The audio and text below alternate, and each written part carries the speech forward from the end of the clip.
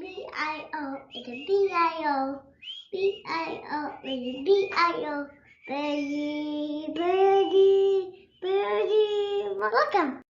Welcome to Biology EOC Review. Today we're going to be discussing the third CPA explanations. Number 1.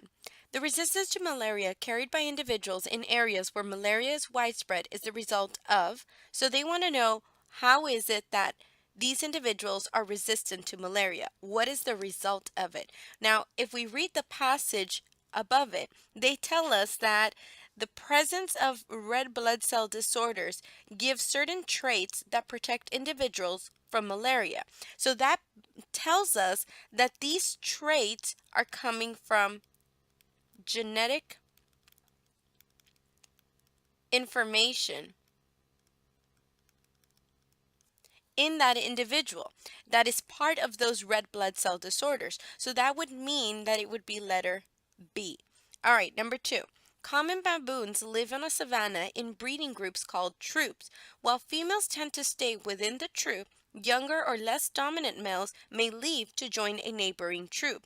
Which of these is likely outcome of the movement by these young males? So they're telling us that they have breeding groups that are called troops.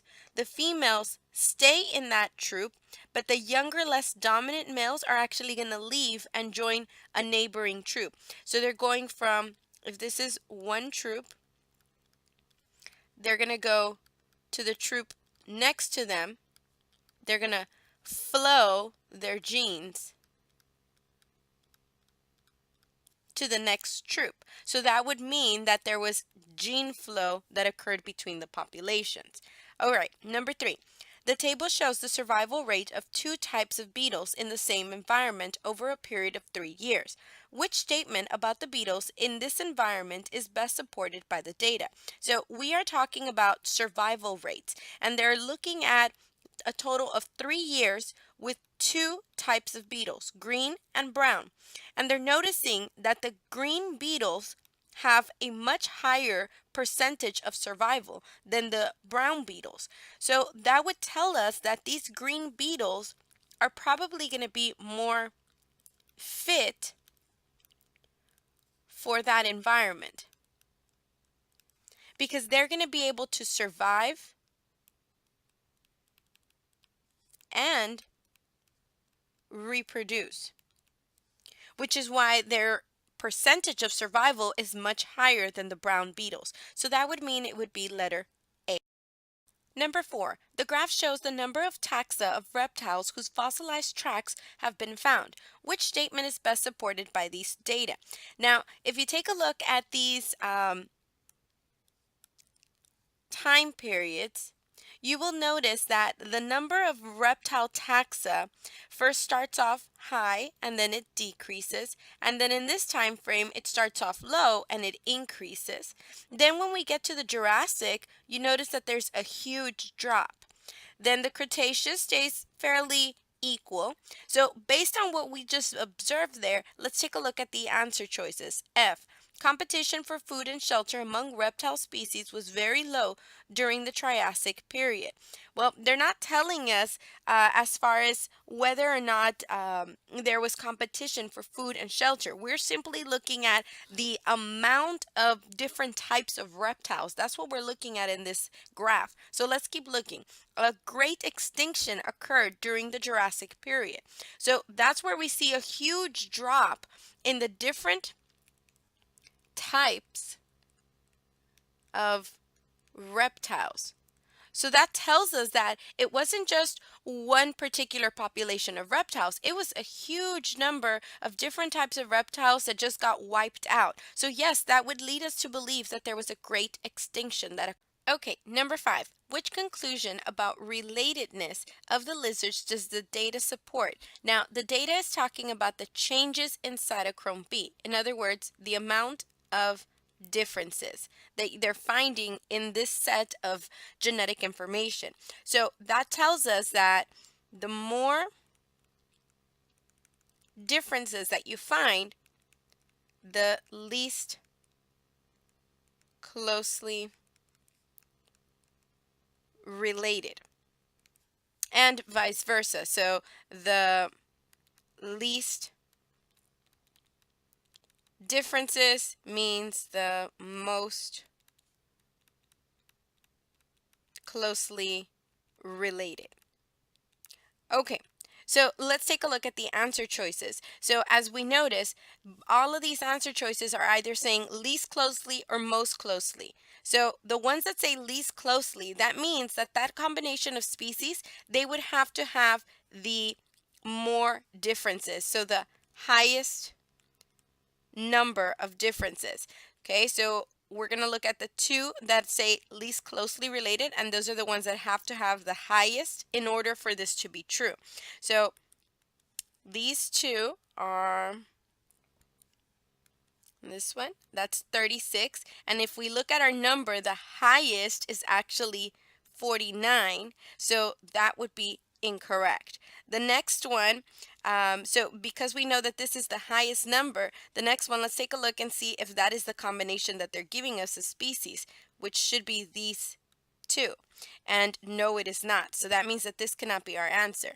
Now let's take a look at the most closely related. So the most closely related should have the lowest number. And if we look at all of our numbers here, this would be the most closely related because they have the lowest number, which would be this species and this one. So if we look at our answer choices, that would be letter B. All right, number 6. Bactrian camels, dromedaries, llamas, and alpacas are all members of the same taxonomic family. Now, members of this family have 2 toes, no hooves, true canine teeth, and a split upper lip. Now, this family originated in North America. The physical features of animals in this family and the family's geographical origin provide evidence that all of these animals are what? So, let's go back. What is it that they're telling us? They're telling us that all of these animals that belong to this family, they have these characteristics. So they share those characteristics. Okay? And they're telling us also that they all originated in the same area. So these similarities that we're seeing between them, okay, so all of these similarities, what is that leading us to believe? Well, that would lead us to believe that they probably shared a common ancestor. Okay, number 7, which tree does the unknown leaf come from? So we're taking a look at this unknown leaf and we're going to be using this dichotomous key that they're providing us. Now, the first characteristics we're going to look at, is the leaf compound leaf? Or is it a simple leaf? Now, based on what they're giving us as far as information above, they tell us what compound leaves look like and what simple leaves look like. And this unknown would qualify more as a simple leaf. So that means that we're going to go to number 3. So number 3, the characteristics here are the leaf length is 4 or more times greater than the width. So that means that this would be the length and here would be the width. They want to know, is this width going to be 4 times greater than the length? So if we were to take a look at how much this is as width, we would probably say that that amount would be an estimate about right here. And if we did it again, be about right there. So that only gives us 2 times more. So it's not going to be 4 or more times. So it wouldn't be this. So that should mean that it's less than 4 times the width. So I'm going to go to number 4. So number 4 says leaf pointed at the tip, or is it rounded at the tip? And as you can see, it is rounded. So my answer would actually be letter D. National Park, a student encounters an unfamiliar organism in a damp area near a body of water. So they're telling you it's in a damp area near a body of water. The student notes that the organism is about 10 centimeters long. It has legs and tail. The organism is black with small spots on its smooth, moist skin. It also appears to have an internal skeletal system. To which class does this organism most likely belong? So because they're telling you it has smooth, moist skin and that it's in a damp area, that kind of removes the letter H, which is mammalia. Now, they're telling you it's an internal skeletal system, so that removes insecta. So now we're left with reptilia or amphibian. Okay, because they're telling you it's a moist skin, then you would be correct if you said G, amphibia. Number 9. Which statement provides the best evidence that Ambulocetus nantus is an ancestor of Basilosaurus esis?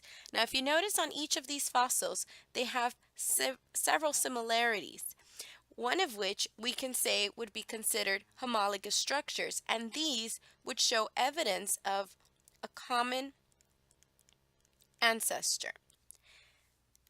Therefore, the answer is A. Number 10. In 2010, scientists excavated a skull fossil that provides evidence of newly discovered species of big cat. Based on the evidence, scientists hypothesized that the big cats branched off from smaller wildcats about 6 million years ago. Which of these resources did scientists most likely rely on to form their hypothesis? Okay, so they're talking about evidence that they're finding that would lead them to believe that this is the correct hypothesis. So, first off, they're saying that they started believing this based on the skull fossil evidence. So, they looked at the fossil record.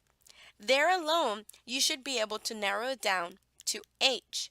But furthermore, DNA comparisons would give you further evidence that these two are common ancestors. So the answer is H. Scientists around the world use a standardized taxonomic system. Why would scientists want to use a taxonomic system that is standardized? First off, taxonomic system is referring to the classification system that is used to identify and name organisms. Okay, now standardized is referring to it being the same all throughout. So why would you want to have everyone identify and name organisms the same way? Well, the best answer for that would be to avoid confusion. Letter A. Number 12. Organisms are classified today using the Linnaean system, and the following table shows the taxonomic classification of 2 marine organisms living along the Pacific coast. Taxonomic classification is important to marine biologists because it provides a way to do what? Well, as we said in our previous question, taxonomic classification is actually providing a way for you to identify and name organisms, but it also does something further. It also helps make evolutionary relationships. So, in that case, our answer would be letter J. Number 13. Classifications of 4 trees are shown below. Which of these 2 trees are the most closely related? Now remember, closely related is seen when you find organisms in the same group.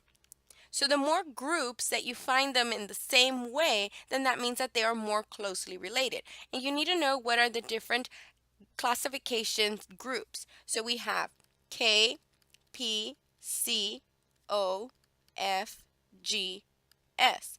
And as we get closer to the species level, the more groups that are found between all of these, then that would mean that they would be more closely related. So let's start with order. Let's see if we see any of these trees that are in the same group of order. So in this case, these 2 trees are in the same group. So that means that this one and this one would not be closely related to these 2. Let's see if they are even more closely related by being in the same family. So we can cross these out already. Notice they're in a different family, but because it's only asking of these 4 trees, then we could narrow it down to these 2 being the more closely related. So our answer in this case would be the pine and the yew. So not this one, and letter B would be our correct answer. All right, number 14. Which theory is best represented with this diagram? So remember, we've seen this picture before. Remember, what is it that it's trying to get across? So in this picture, they're showing you how bacteria might have gotten engulfed by an ancestral cell, and then when it got engulfed, it ended up turning into what we know as the mitochondria. Same thing goes for the chloroplast. So this theory is simply talking about how those ancestral or primitive cells engulfed those bacterial cells that continued to function and further became the mitochondria and the chloroplast. So that narrows it down to letter J. Number 15. The green frog is found in many parts of the United States. The table contains some information about this frog. Why does the ability to lay 1,000 to 5,000 eggs increase the fitness of this species? Now remember, fitness is determined by its ability to survive and reproduce.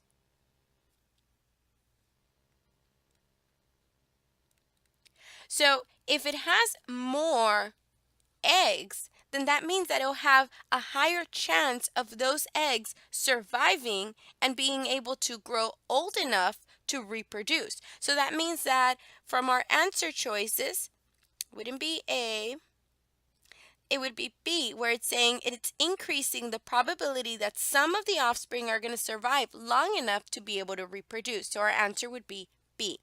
16. Nudibranches are marine gastropods that lack shells. Many of these gastropods retain some foul-tasting poisons of their prey and secrete them when threatened. The bright coloration of the nudibranches warns predators to avoid them. Why do you think that it would do that? Well, the main reason that it would try to warn those predators so that they could avoid them is simply so that they could survive and not be eaten. So that's one way that it has adapted to be able to survive and not be eaten. Okay, based on this information, how does this adaptation allow marine gastropods to be successful without a shell? So from our answer choices, that would be letter H. They are not attacked by most predators and are able to reproduce successfully because they're able to survive when they're not eaten and reproduce. Remember, that's the goal. So our answer would be letter H. Number 17.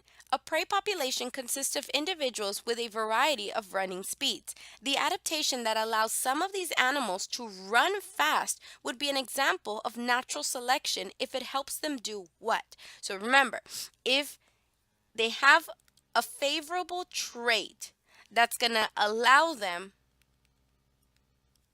to survive and reproduce,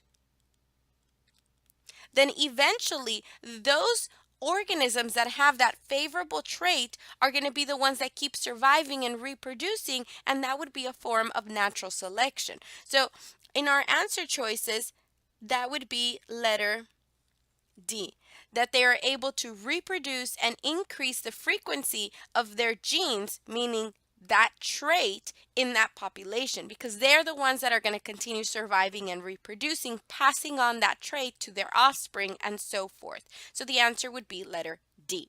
Number 18. This dichotomous key can be used to identify some conifers.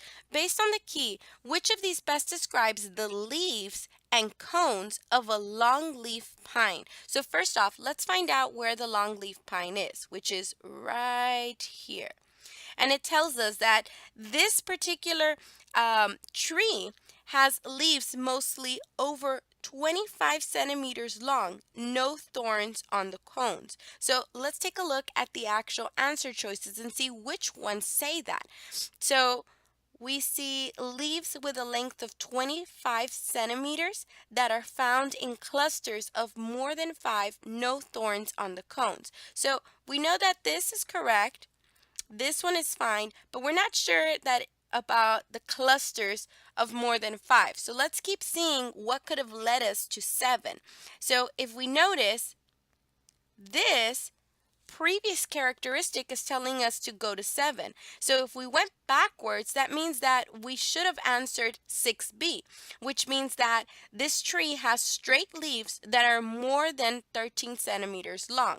Okay, well, That's not telling us that in the answer choices. So let's see if we can go further back. What took us to 6? So this characteristic took us to 6, which says that the tree has leaves mostly 3 in a cluster. So here they're telling you that these are found in clusters of more than 5. So that means that that can't be our answer choice. Okay, let's see which one of these answers could give us leaves mostly in 3 in a cluster. So that gives us this one, found in clusters of 3, no thorns in the cones, which is what we said in this one, needle-like straight leaves that are mostly over 25 centimeters long. Yes, that would be our answer. So the answer is letter A. Number 19. 5 general characteristics of organisms in kingdom Plantae or fungi are listed in the box. Which table correctly lists the characteristics of the organisms in the 2 kingdoms? So let's read through them and first start with the kingdom Plantae. Okay, so just looking at that kingdom, let's see if these characteristics would fit that kingdom. Number 1. Alternation of generations is possible. So yes, this is possible in trees. So that should be checked off. Okay, so that means that it would not be G or J. Okay, next one. Are mostly non-motile, meaning that they cannot move. So that means that, yes, that should be checked off. So it's not H. Okay, but let's keep going. 3. Are eukaryotic? Well, yeah, it should be checked off as well. Okay, and number 4 are photosynthetic. Yes, they should be checked off. Number 5 are vascular and have a wide variety of specialized tissues. Yes, that's correct. But now let's look at the kingdom fungi. Now we know the kingdom fungi is eukaryotic. It is not photosynthetic. Okay, it is not vascular. It is non-motile, and it also has the ability to have alternation of generations. So it should have been only these 3 for kingdom fungi. So that is correct. Letter F. Number 20. Which of these best explains what is happening to the quiver tree population in southern Africa? So as we see in the paragraph, they tell us that the quiver trees in the hottest parts of the range near the equator are dying. So that tells us that in the hotter areas, this type of tree is not fit for it. However, if you keep reading, it says, but quiver trees at high elevations or in parts of the range that are farther from the equator are growing and reproducing. In other words, the cooler areas, the quiver tree is fit for. Okay, letter A. Individual quiver trees are unable to adjust to rising temperatures, and only those in cooler parts of the range will survive. Okay, that sounds about right. Let's keep reading though. The quiver tree's species is unable to survive rising temperatures throughout its range. The species is likely to undergo rapid extinction. Now, they're telling you that there is some of them that are surviving in the cooler areas. Therefore, there wouldn't be an extinction because there is some of the trees that are surviving. So it's not B. C. Individual quiver trees can quickly adapt to rising temperatures. Individual trees will change their method of seed dispersal in cooler parts of the range. Now, they're not able to quickly adapt because if they were, then they wouldn't be dying off in these hotter areas. So then that's not the answer. Letter D. The quiver tree species will survive by producing offspring suited for warmer temperatures. Well, it wouldn't need to do that because it's already having some of them that are surviving in those cooler area. So not D, the answer would be A. This concludes our Bio EOC review on CPA 3. Well, that's it. Have a great one.